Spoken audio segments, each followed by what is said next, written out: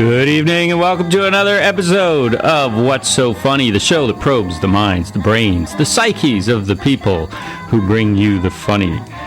Anglophiles, tonight is your night. Mighty Matt Kirshen joins us for a chat about British comedy, bad accents, Oompa Loompas, and GoBots. We spoke to Matt 3 weeks ago and present it to you tonight for its world premiere. We are in the bedroom with Matt Kirshen. This isn't your bedroom, we want to say for the record. No, it's not. But it's our bedroom. It is now, yeah. It's the people's bedroom. We're here at the Global Comedy Fest, where I've seen Matt like every show that I've been to. And what is impressive is a lot of times I see comics go to, or when I go out to lots of shows, and they're doing the same set every single time. And you change it up a bit every time, which I appreciate. Well, I think... Thank you. But, you know, we were only doing kind of short sets a lot of the time, so you kind of think, if I can't do different sets, doesn't reflect that well on me. And also because I know you're seeing more shows than most, but there are still... Yeah. At a festival, people tend to go to lots of shows, or go to at least a couple of shows, and I seem to be doing every show in town at the moment, so... Yeah. From the moment you got in, when did you get in? I got in on Monday. I had Monday night off. Oh, okay. But I was just in a daze that whole day. I didn't know what was going on. Tuesday, we did like a warm-up at the Comedy Mix for the taping on Wednesday. So there was 2 shows on Wednesday. Then I did two shows Thursday, 2 shows yesterday, and I think I'm doing 3 shows tonight. So that's good. And first time in Vancouver? First time, yeah. So it'd be nice to see some of the town rather than just the inside of clubs. So that's the plan for today. Look out the window. I know. Well, it's a gorgeous day for the first time. We had a little bit of walking around town yesterday, and we went around Stanley Park the day before, but it was kind of rainy. Yeah, it was horrible. Yeah. It's hot out there. It's gorgeous. Well, I mean, for England and for Vancouver. Yeah, it's gorgeous weather today now, so I think the plan is to get some bicycles and pedal around the city a bit. Yeah, 23 degrees when I got here. Who could hope for anything more? You came from England? I did. So that's where you're based?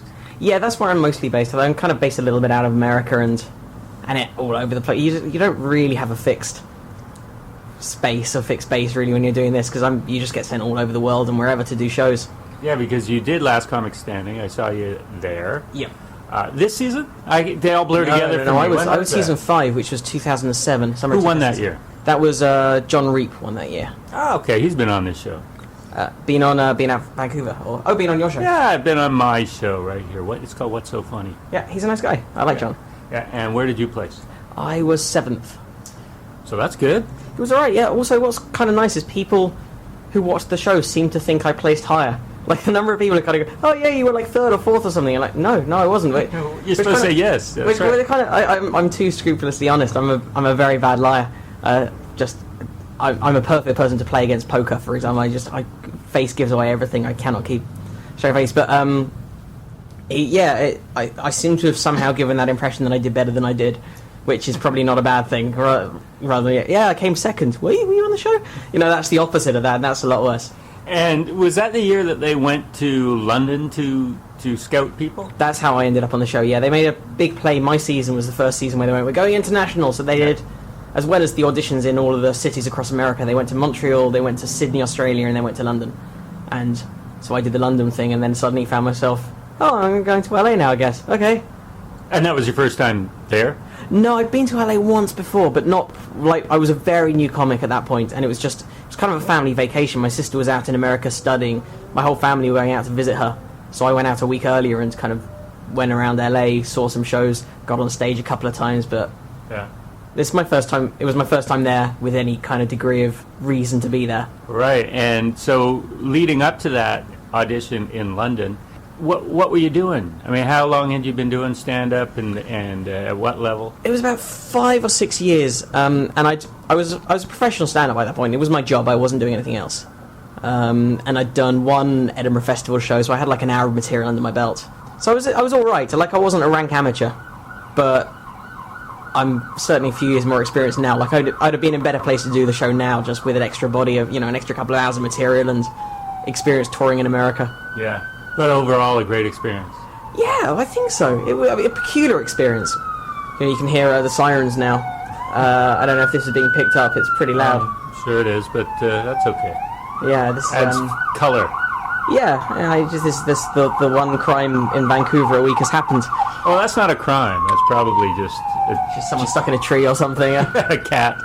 Yeah, I need to get home in a hurry. Yeah. It's But yeah, no, it was kind of weird. You don't really realise what's going on at the time. But I'm glad I did it. It's given me a whole career in America.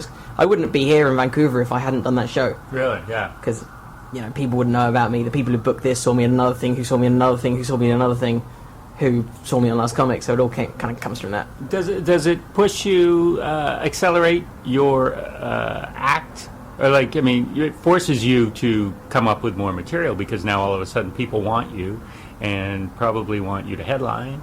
Yeah, I don't know whether it's made me write material any quick. I generally like to turn over material fairly fast. The joy of headlining in America or Canada is you're doing 45 minutes to an hour every night, which you don't tend to do in the UK. The only time you do those long sets is when you're working towards a festival. What do you do in the UK? In the UK, it's generally 20-minute sets. For headliner? Yeah, it's kind of... And sometimes or everyone does 20? Yeah, it doesn't really work the same way. A lot of the kind of comedy clubs in town don't have your sort of MC and then your support act and then your headliner. They'll have several sort of headliner level acts all on the same bill together, all doing 20-minute sets. Right. But they have a compare. That compare, yeah. What is that? I know it's an MC. It's a fancy word for MC, yeah. French for... It's what an is it? old-fashioned fancy word for MC. Compare. It's that's all it is. Host all means the same thing. Right. The other... that's a big difference, actually. It happens less in Canada. In Canada, the MC tends to be someone with a certain level of experience. Yeah. In America, the MC is kind of one rung up from open micer. Really? Often kind of helps sort of work at the club, might be greeting people on the door and then host the show. And it's a really peculiar system. I think that's the one thing America's got wrong about their system is the host is really important to a show. It's kind of like the face of the show. Well, yeah, and the host of the show is the first and last person who talks to an audience, and a consistent thing throughout the evening. And if someone doesn't do so well, they're the one who has to pick it up. If the room's a bit too rowdy, they're supposed to bring it down and control it. And it's a real skill. So great hosts are few and far between. And it's kind of strange that America lets that person be the guy. You've done well at the open mic for the last 6 months. Go on, have a go at hosting this show now. But so as you were saying, if you had done Last Comic Standing a couple years later, you would have been more accomplished or something. Yeah, I think so. Although I think I did well just by kind of looking like an underdog. Like I think people looking like you're 12. Yeah, exactly that. Look, you can't. It doesn't really come across so much on the radio, but yeah, I'm 30 now and still kind of occasionally get IDs. When I did the show, I was 26. Yes, I know you do a bit about having sex with a woman. I was going, no, that's not possible. Yeah. Until I found out you're 30. Yeah, exactly. Yeah, Ed Byrne, Irish comedian, after I did that particular bit, just came up on stage, no, you can't do... No, it's like finding out that Oompa Loompas fuck. That's right. So, and you started in Cambridge. Now, are you from Cambridge? No, because you sound exactly like a friend of mine from Cambridge. No, I'm from North London. Okay. But I went to university there. Yeah. What did you study? I studied maths. That's what my friend had studied. Really? Yeah. Am I your friend? You may be. Let's find out. So you were in maths, as they say in the UK. Yes, we pluralize it. Because mathematics. Yeah, it's all about accounting. Yep. Yeah. And did you ever do any sort of job related to that? No, nothing at all. I mean, the truth is I wasn't very good at it. Like, I wish I could kind of go, yeah, I was a genius at this, and then I just turned my hand to something, this is too easy for me, I'm good, I need another challenge. But no, I wasn't that good. I was good when I was at school, and I think it's an experience everyone should have at least once in their life, to go from being really quite good at a thing to being instantly average. So in high school, yeah, you were really good. I was well above average. I was good enough to get into Cambridge to do it. Oh yeah, sure. So, I was sort of generally top or near top of the class, and that high school level stuff came fairly easily to me. And you think, yeah, I'm pretty good at this. I've got a natural ability for it. And then you go to somewhere like that university where there are genuine geniuses, and then suddenly, ka-chunk, like your level just drops. And you're like, oh, that's what really good is. I'm just quite good at paying attention and remembering things for exams. That was all that was. When it comes to actually, no, these guys are properly working it through. That I couldn't. Did it cause you any stress, or did you just sort of lap it off? Well, it was... I didn't do much work. That was the main problem. I started doing other stuff. The second it started to get a bit tricky and confusing, I sort of stopped, and then started writing, and then started doing stand-up. Yeah, and didn't you start a club or something, a comedy club at Cambridge? Yeah, well, there's a comedy night that still runs. It's in the college that I was in. There's this gorgeous venue, and it's perfect. Like, the best venues for stand-up are kind of intimate, close spaces where you're right on the stage and the ceiling's really low and everyone's tightly packed in. And there's this it's called the Cellars in Clare College, and it's below. It's like a crypt, and it's below the chapel. So it's got these naturally low ceilings, and it's acoustically brilliant. It's great for jazz nights as well and that kind of thing. But it's acoustically great for comedy, and you just look at that space and go, I'd love to put on a comedy show. So we just started one up there to just give us somewhere to get on stage and get some practice and get some stage time.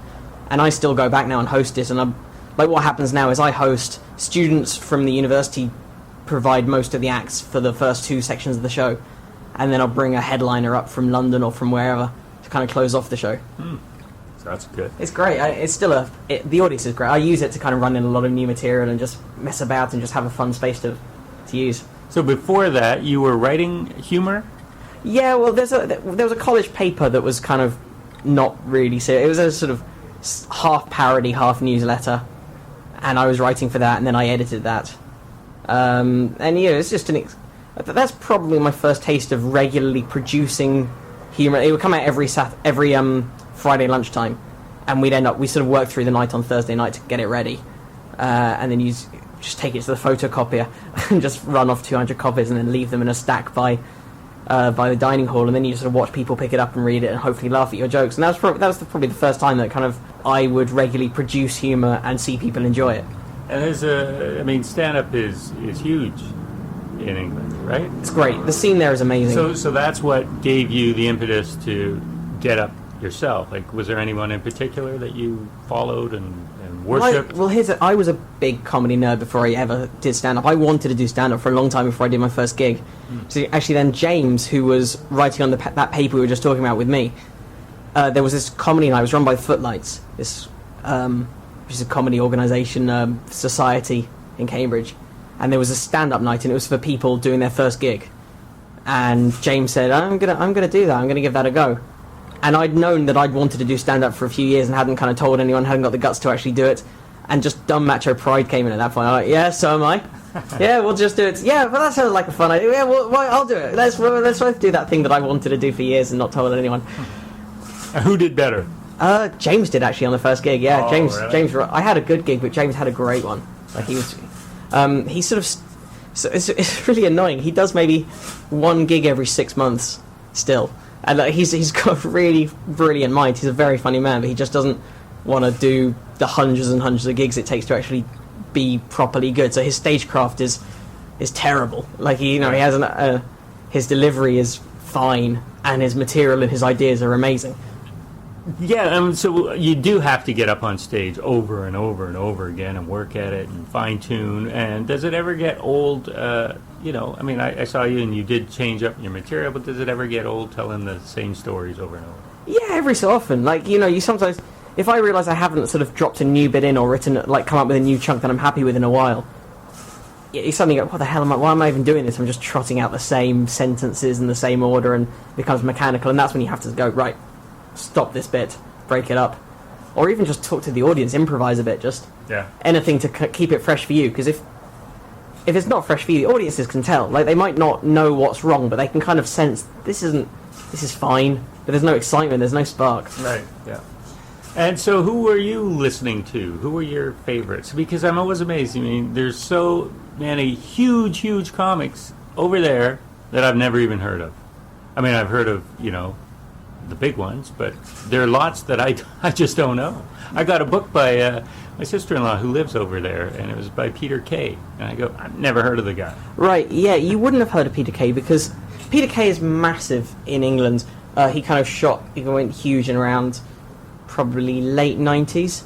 But he's from Manchester, and so much of his material is really nostalgia and colloquialisms, and it's all, hey, this is how we used to live, and isn't it like this? And it's quite twee and it's quite homely, and it's quite specific to the UK and even more specifically to the north of England. Like, he has appeal across the rest of the country, but his real core fan base is the north of England.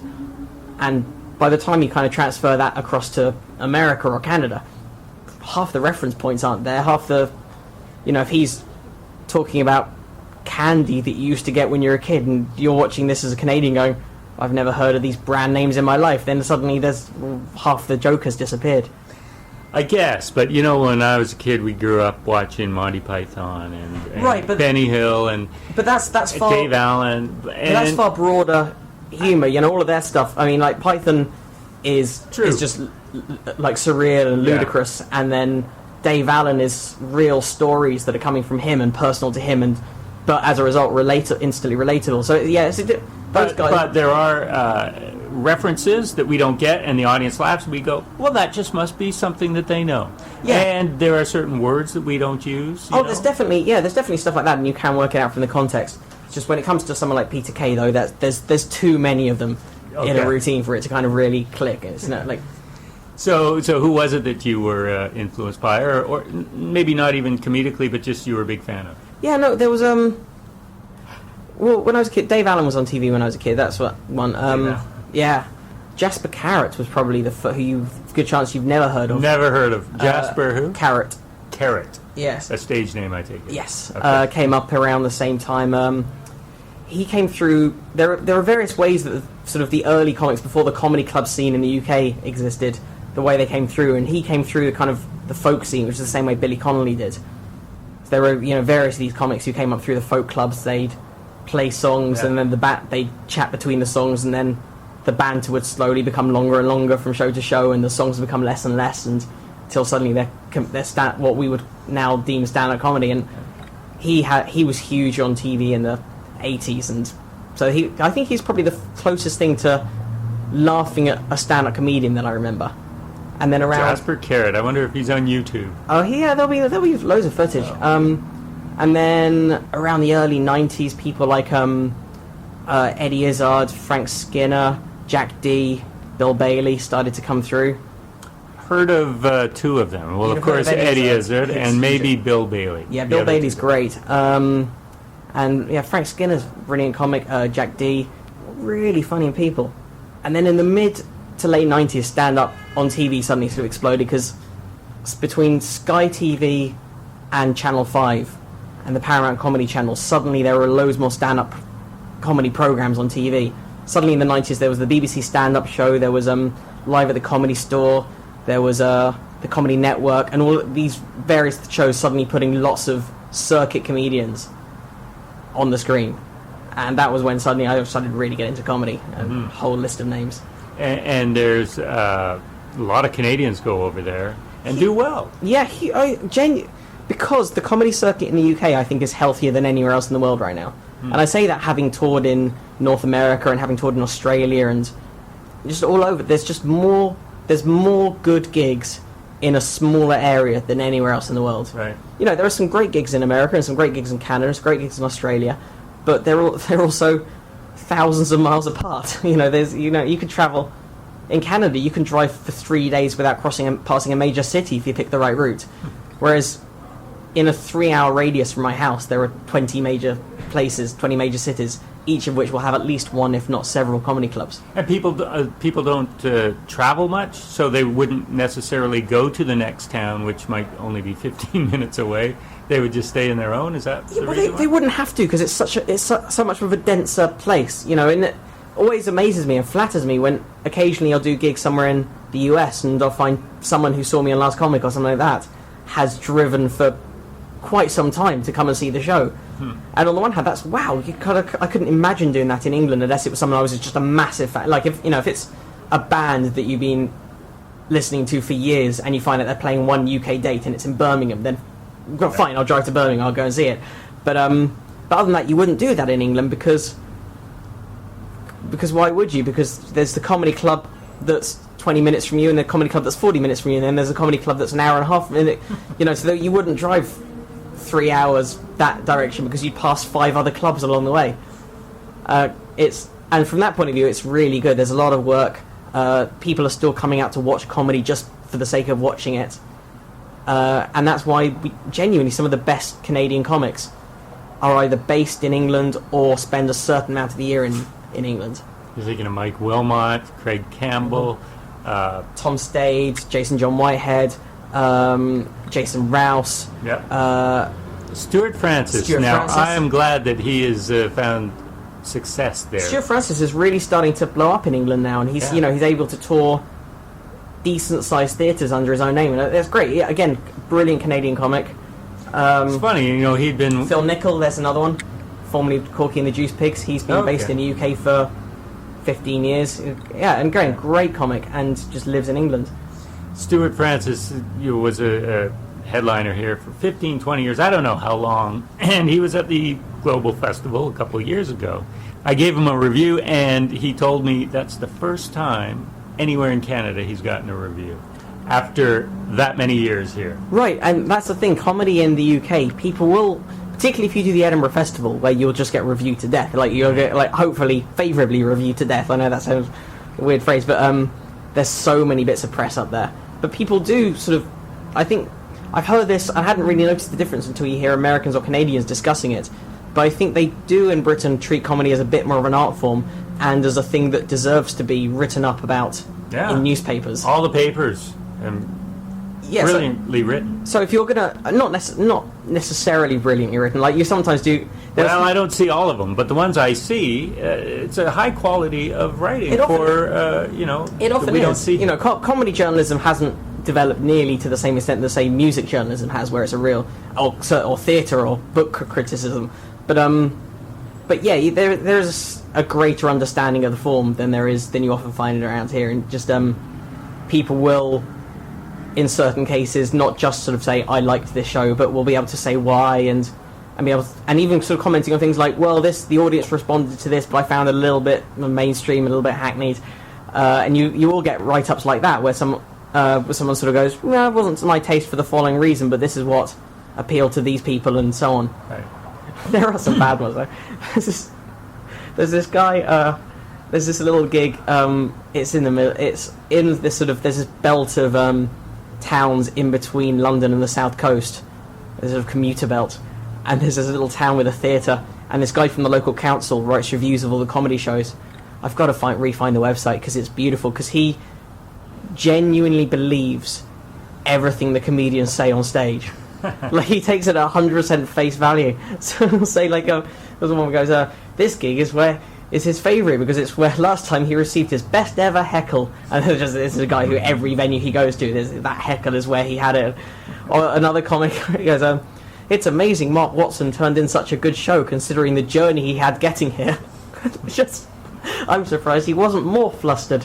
It's just, he has genuinely believed I had a hell of a time getting here, I'm telling you. And then this full-on diatribe.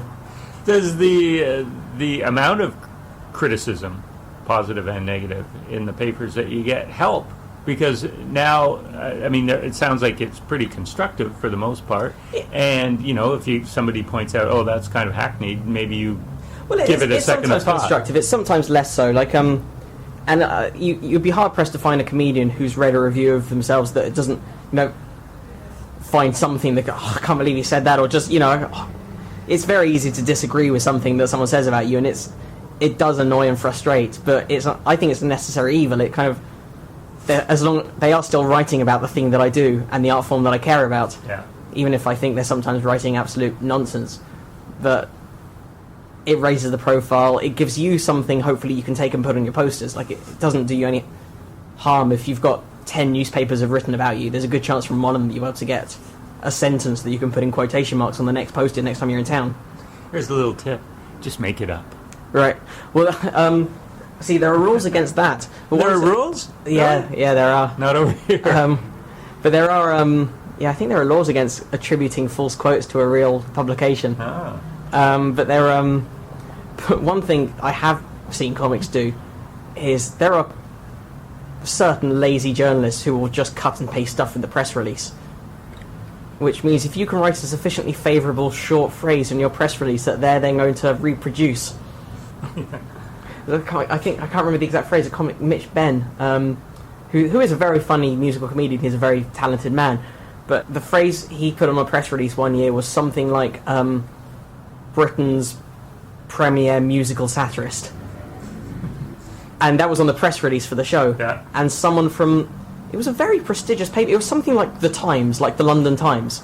Just wholesale copied and pasted, just put that in there.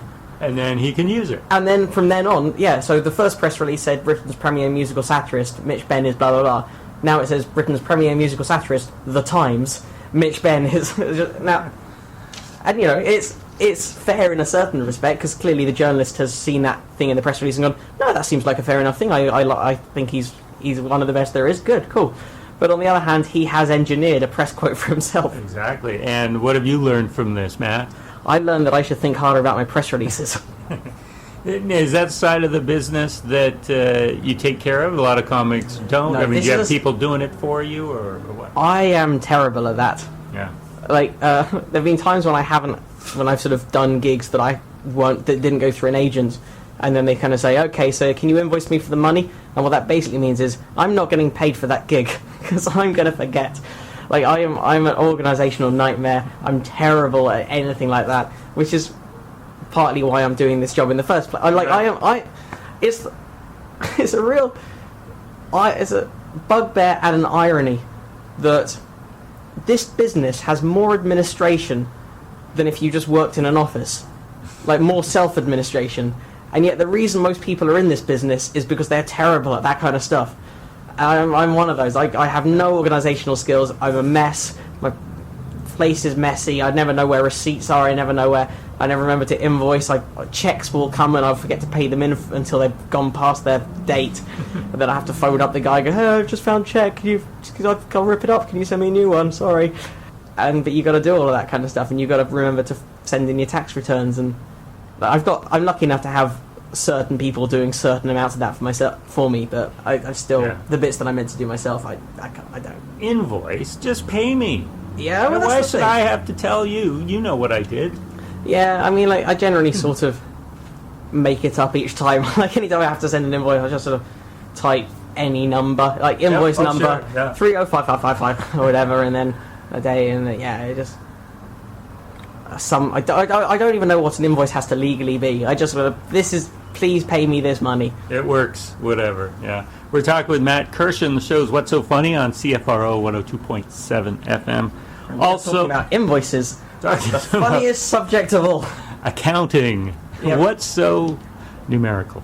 We're also on podcast, so check out iTunes. You can do that too, Matt, when you're back in London. You live in London. We haven't got iTunes yet in London. What? No, how is that possible? It's the World Wide Web. Oh, is it on the internet? Okay, yeah, no, we got that.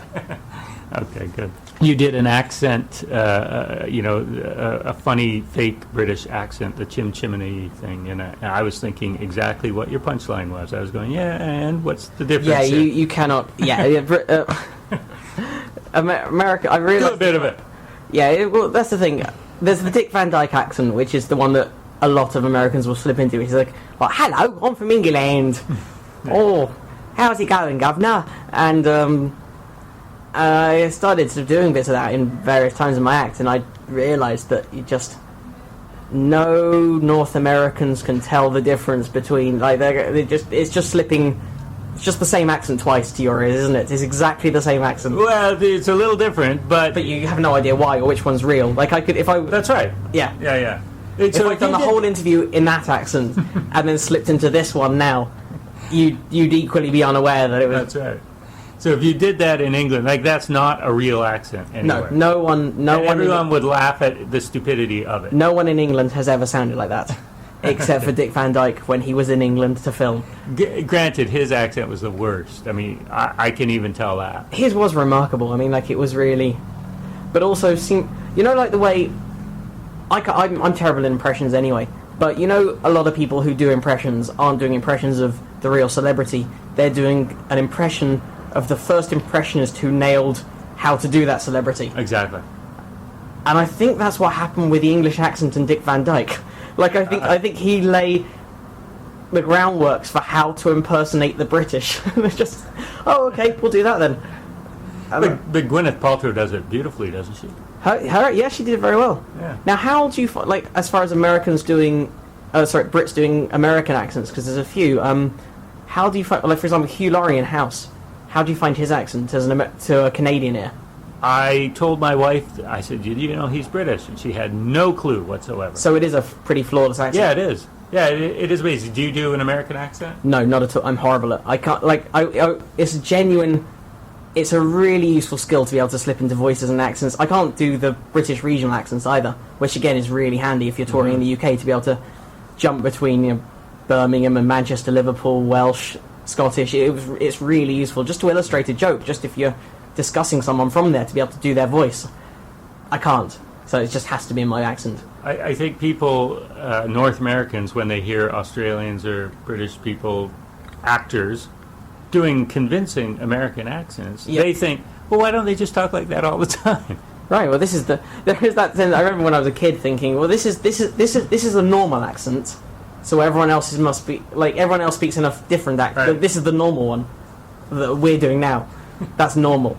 And yeah, it's kind of a natural thing, so everything else sounds weird to your ears. Yeah, I was talking to Rolf Harris recently, a countryman of yours, even though he's Australian. He lives in England, right? Right.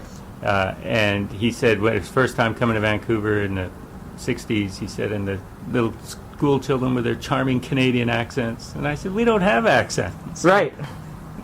Yeah, it's always... I love hearing kids with different accents because you kind of... There is still that mentality of kind of, even when you know your accent's weird to someone else's ears and vice versa, it's still, when you hear an adult go, okay, so they've been living in Canada for a while, so they've picked up the Canadian accent. But it's just, when you hear someone speaking in what's clearly their first few words in an accent, that still sounds odd. Still sounds weird when you hear like a little American kid or a little Australian kid or Canadian or Irish kid. But British kids, nothing. No, British kids are normal. I loved a bit in your act about found time. That is flying over here. What was it, 12 hours? Yeah, it was. And I've started to really like long distance flying. It's just a day of doing nothing. Yeah, it's great. You nailed it for lazy people everywhere. Beautiful, right? Yeah. Because I've had a really pissy couple of months, and it's really nice to know that no one can call me for a day. There's nowhere I can't be late for anything, or if I am, it's someone else's fault. There's nowhere else I can. You can't do anything once you're in the plane to get there earlier or later. You can't do any work. The computer's gonna run out of battery. It's wonderful. You don't have to clean anything up. It's beautiful. I loved it. Yeah. But it is still 12 hours. It was London to Vancouver. Yeah, it was about. I think it was about 10 or 11 hours. So 12 with the extra nonsense on either end. Yeah. Yeah. That was the end. That was the end of that thought. I was about to continue with the thought, and then I realised I had nothing else to say on that subject. And another bit of yours, which was brilliant, I must say, is this idea that kids of today are, little tubs of goo. For lack of exercise or eating too many. Yeah, well, it was a real bugbear of mine. It was one of my. I sort of haven't done that bit for a while, but for some reason I just decided to bring it back for this festival. But it was inspired by a genuine letter I saw in the Daily Mail newspaper. It was a little straight bullet point letter that just had the phrase, "It's the least healthy generation of children ever." Yeah. It's clearly not. There's been generations that had the plague. There's no historical perspective in that whatsoever. And then it sort of just continued, just realising the difference. What's less healthy, computer games or trench foot? Dungeons and Dragons or Dungeons and Dragons. Yeah, that's right. In World War, and it's something like that's It is a serious argument, even though you're saying it for comedic effect. And I don't know, we used to have a life humans used to have a life expectancy of something like 30. Yeah. That's ludicrous now. If people, if you don't make it past 60, that's kind of that's a really sad early death now. Mm-hmm. That health advances have shot through the roof in the last century. I know. Yeah, people are living longest they probably ever lived, except for maybe in biblical times when they were 900 years old. Oh yeah, well that's different because that was with magic.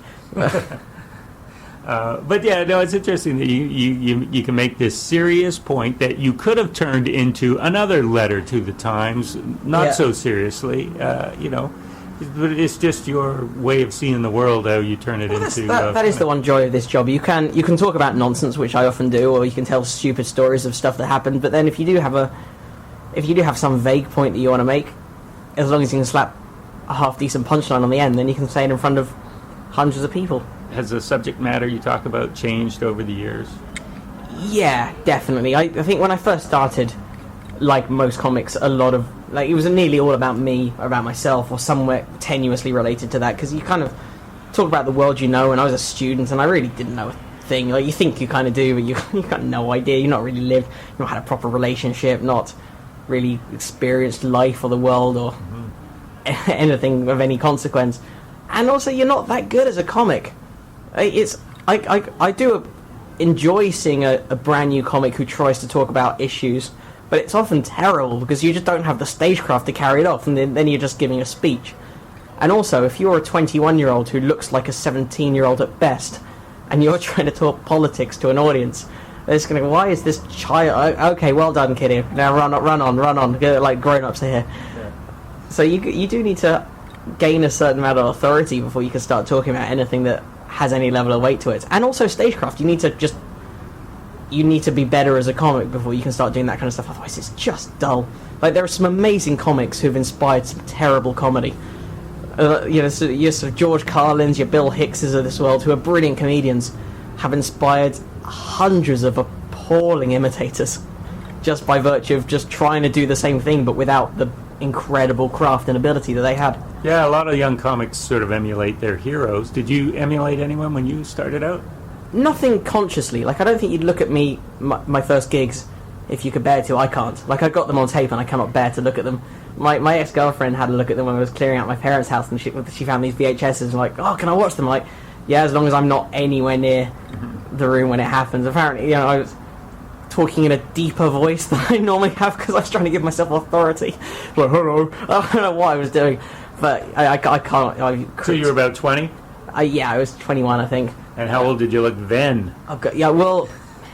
I looked pretty young. I looked very, very young. And I had to, so again, apart from anything else, a lot of my early materials were addressing that for starters. Because you gotta. Because otherwise no one's going to listen to it at all if they think of 15-year-olds talking. So the first sort of 3 minutes of my set would be explaining who I am, hopefully in a funny way. But yeah, I don't think I emulated anyone directly, but I definitely absorbed little bits here and there of comics that I liked in terms of their rhythm and their style. And but there wasn't a kind of, okay, this is a budget Bill Hicks, or this is a budget Eddie Izzard, or any number of other idiosyncratic comedians who've inspired. Yeah, if they're too idiosyncratic, then it becomes too obvious, right? Like, there are a lot of Mitch Hedbergs. Yeah, lots of Mitch Hedbergs, lots of, don't know if you've seen the Mighty Boosh. Yes. They've definitely inspired a generation now of comics who do, like, and a lot of people will start off in the style of that and then will find their own voice. I know, for example, Dara O'Brien, who's an Irish comedian. I don't know if you've seen him. No. Brilliant comic. He's a big touring act in the UK, and a fantastic observational storytelling and gag-based comedian. But he said his first few gigs he was emulating / nicking from Emo Phillips. Yeah, also stealing. Okay. Yeah, stroke.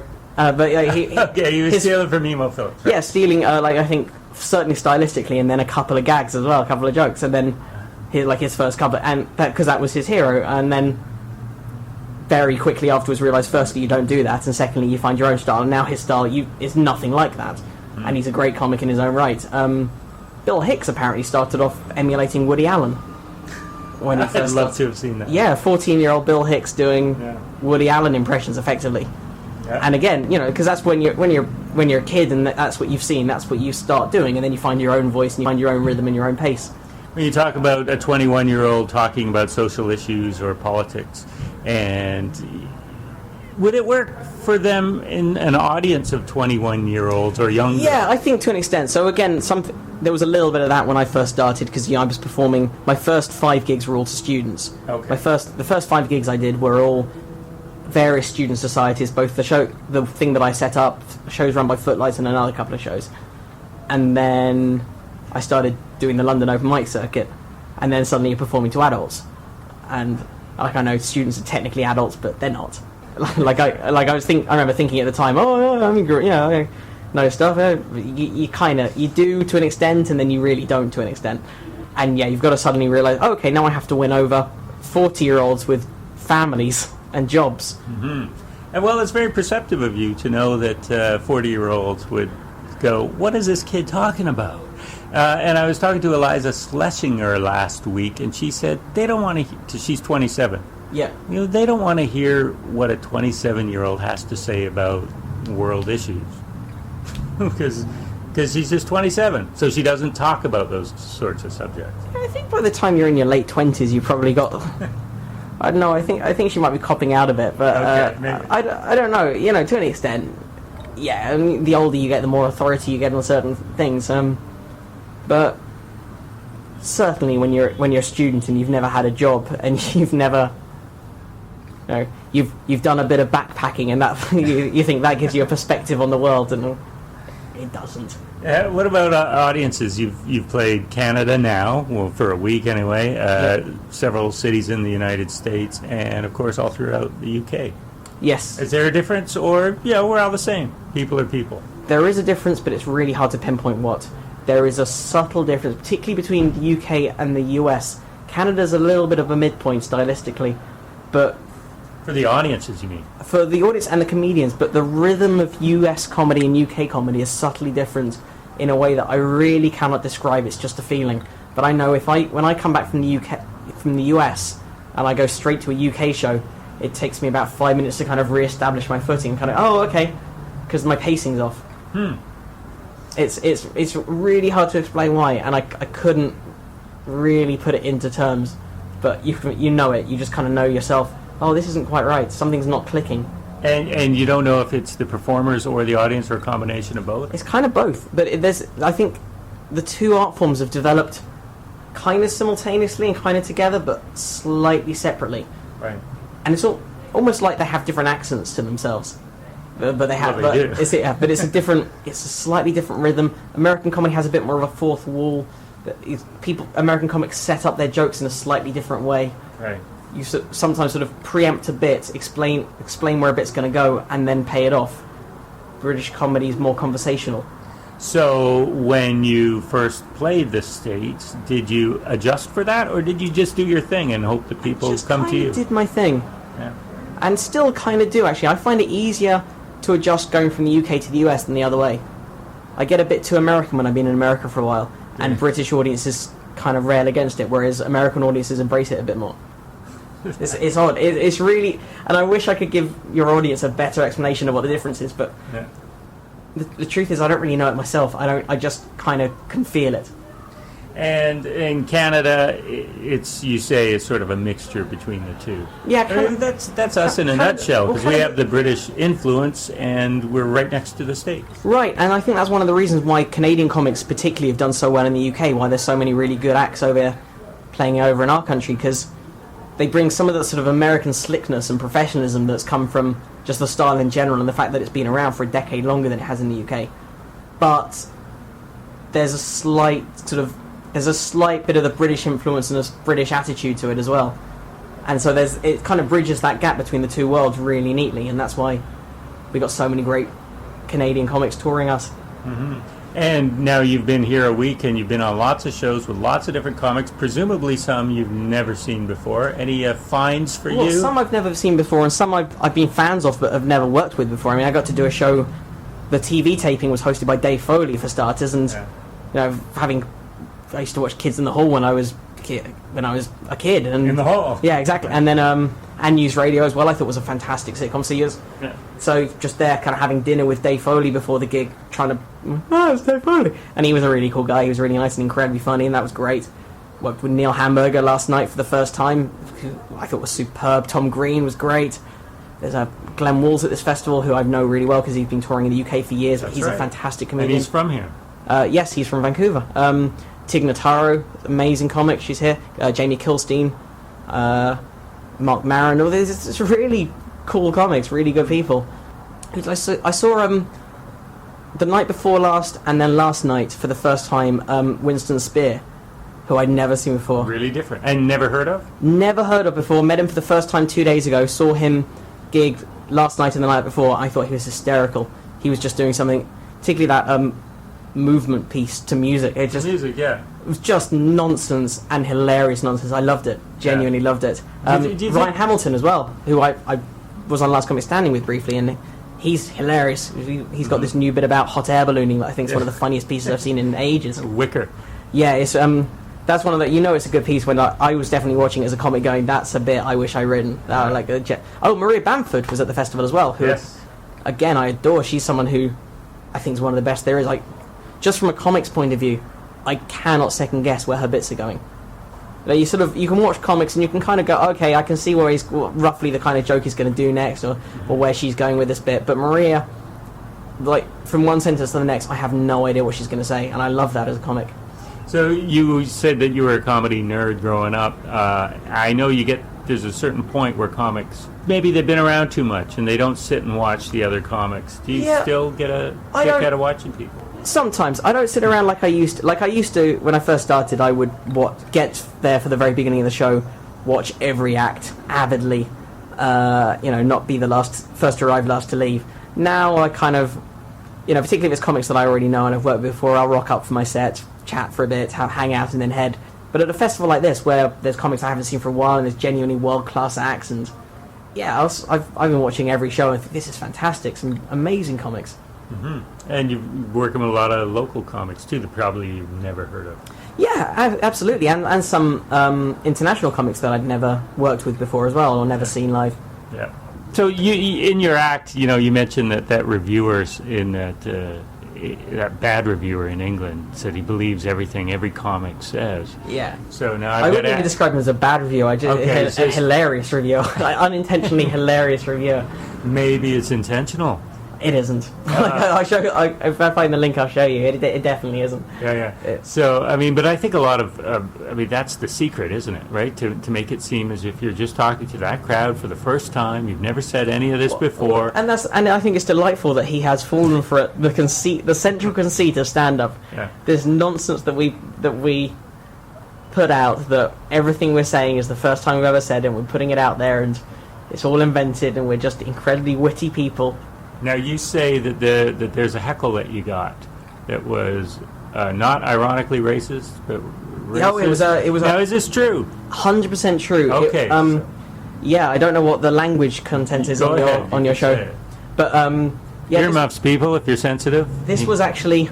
I say it was in Britain normally on stage just to save time, but it wasn't. It was a British audience in a ski resort in France. Okay. There's this kind of tour in the French Alps where you do these various ski resorts, and and often you're playing to like the kind of like ski bums and the seasonaires and the people who are just out there to have fun. But sometimes this gig was in Val d'Isère, which is a slightly richer resort, and it was basically these banker assholes who were being loud and obnoxious in the front row, and they'd been dicks all night. And I told one joke, and this guy utterly unironically heckled me with the words, "That's racist, you Jewish cunt."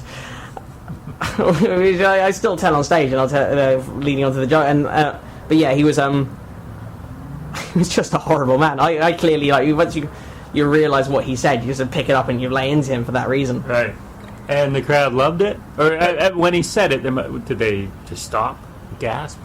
He sort of said it. He was on the front row, and he said it a little bit under his breath, so not the whole audience would have heard it. So I had to kind of repeat it back and. Before I could lay into him, so there wasn't a sort of he shouted it back and everyone was like, "Huh?" There wouldn't be the same gasp that there would be from that in Canada, because that word doesn't carry anything like the same weight that it does in Canada.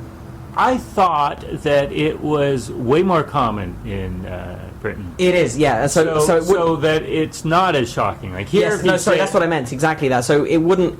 So even if the whole audience had heard it, there wouldn't have been the same kind of that there would if he'd said the same thing in a Canadian audience. Yeah. But someone shouted it. Oh, you weren't there for the Tom Green show? No. Which I hosted, the Tom Green Neil Hamburger show, which was last night, which was great fun. I was going to go and watch it anyway, and then Will, who's one of the directors of the festival, saw me in the lobby and said, "What are you doing tonight?" And I was going to go and watch the Tom Green Neil Hamburger show, and he went, "Oh, do you want to host it?" Is that how it works? That's exactly how this festival, for all its professionalism, has very makeshift undercurrent is great. It's like, oh, yeah, okay, yeah, sure. Half the gigs I've done this week have just been sort of, no, do you want to do that? Yeah, okay. But someone had clearly either seen me earlier on in the week or maybe seen me at on some other occasion, and had decided at the start of the second half that would be a good thing to shout out. So he just shouted out, "That's racist, you Jewish cunt." He shouted it at me, but deprived from any context. Exactly. The whole audience was just baffled. It's just both baffled and shocked, because there was a genuine like, oh. But partly because they were like, why would he shout? I hadn't mentioned that I was Jewish for starters, so they hadn't said anything racist. Hadn't said anything racist. All I said was, "Welcome back to the second half." Did you have a good interval? Did you have a good break? And it was maybe I can't remember one or two other words. I think I was trying to segue into a different routine, and then suddenly, no, that's right. Which meant that what he was clearly trying to do was I enjoyed that story you told the other night, and I'd like you to do it again. But he did it in the worst way he possibly could have done. Well, now this goes back to the press release. You can now say, yeah, this guy in Canada yelled out. Yeah. I was doing a show in Vancouver. Exactly. Yeah. But yeah, fair play to the guy. I mean, in a way, it's quite flattering. He clearly enjoyed the thing that he saw me do and thought, no, I'm gonna recreate this. Now, I heard that in Scotland especially, there's heckling is an art form, and is there more heckling in the UK? I wouldn't call it an art form. There's more of it, and it's occasionally half decent, but for the most part, I think most of the time, it's still not good. No. There is far more of an idea in the UK that heckling is a thing that you're meant to do for some reason. I don't know who put that idea out originally, but it's sort of been put about. And you will get people kind of coming up going, oh, it's just helping out the show. And you get that over here as well to an extent, but not to the same extent. And I'll tell you one thing you definitely don't get over here to nearly the same amount, is you'll do a show in the UK, particularly, not so much the kind of weekend comedy clubs, but like one-nighter rooms that maybe run once a month. You quite often get little towns across the UK have a pub that has comedy in it on the first Wednesday of every month or the second Tuesday or whatever, and you'll get regulars who go to most shows or quite a lot of the shows, and you'll get a guy heckling you throughout the night, and you'll put him down repeatedly, and the audience will love you putting him down, and he'll keep going, and at the end of the show he'll come up to you and go, oh, I tell you what, mate, I always heckle the acts. I come here every month, I heckle the acts, and I tell you what, you gave it some, you gave as good as you got. You go, what on earth are you doing? like that's sort of verbally the same mentality as a sort of a barroom thug who tries to hit you, but then if you hit him back, suddenly he's your mate. Like, I hit you, but you blocked and you hit me in the face. Wow. So with this infrastructure of many newspapers writing about comedy seriously, is there any sort of way that they could impart the rules of the game to the readers to know that, yeah, occasionally it's okay, but... No, because I think at least half the journalists who are writing for local papers will also be of the same mindset and just go, oh yeah, that's what happens, right? I think. Oh really? Yeah, over there. I think you are overestimating their knowledge, their level of knowledge, and their level of insight. Like sometimes there are some journalists who really do know comedy and know it well and write a lot about it, and then there's local paper journalists who, right, even though they give it more credence and they maybe and more space than they do in most places over here, they still don't really know the form and they don't really know what's going on. I'm thinking of The Independent and The Guardian and Chortle, things like that. Right, well, each of those newspapers, well, Chortle is a comedy website, and each of the major newspapers will have a journalist who might not be on full-time staff, but will be a regular freelancer who sort of specialises in comedy. So there's quite a few of them. There's like Bruce Dassault in the Evening Standard, there's William Cook and James Kettle in The Guardian, there's Julian Hall in The Independent, there's all these Stephen Armstrong in the Sunday Times. There are all these journalists who sort of will mostly do comedy, and the Edinburgh Festival is their biggest time of year, but whenever a comedy show is touring, mm-hmm, they will go to the press night of that and they will review it, right. And they'll do previews and interviews on the run up to that as well. So where are you going next? What's after Vancouver? I'm back in the UK for a bit, and then I'm going to be briefly back in the US, Then there's a possibility of going to India, but I'm yet to find out if that's confirmed. Wow. And then A nice long plane ride. it will be. It'll be delightful. And another one you were going to say? I'm trying to, and then I think I'm going to be back in the US again in New Year, hopefully with a couple of trips up to Canada. Canada! Yeah, come back to Vancouver. I'd love to. Well, I was talking to the owner of the Mix. the comedy Mix in town, which we've done a couple of sets at throughout the festival, and yeah, I'd like to come back and do that because it's a really lovely club. I'd like to just have a bit more time just to kind of hang around the town. Yeah, definitely. I'd love to have you back. One last question before you go, Matt Kirshen. Who would win in a fight between Mr. T and a GoBot? This was a tweet that I sent 2 days ago. Wow, someone's researching. That was a very late night, drunken one. No answer to that. I don't even know what a GoBot is. A GoBot was the cheaper version of the Transformers that existed briefly in the 80s. That any stupid idea that would never work in the middle of stand-up goes on Twitter, and hopefully some ideas that do end up in stand-up as well. Why do people read Twitter or follow people when that's what I hear from comics? You go, yeah, I can't use it in my act. Oh, great. So then because I think there are some really funny ideas that wouldn't work in my persona, my comic voice in the middle of a set, because I'm too knowing on stage, but you can be a bit more vacant or stupid on Twitter, and you can post the kind of one-liners and questions, and you can post links. I love Twitter as a form. I write different jokes for it than I would for stand-up, but I still write jokes. All right. Thanks so much, Matt Kirshen. Thank you very much for having me. Yeah, good to meet you. And you.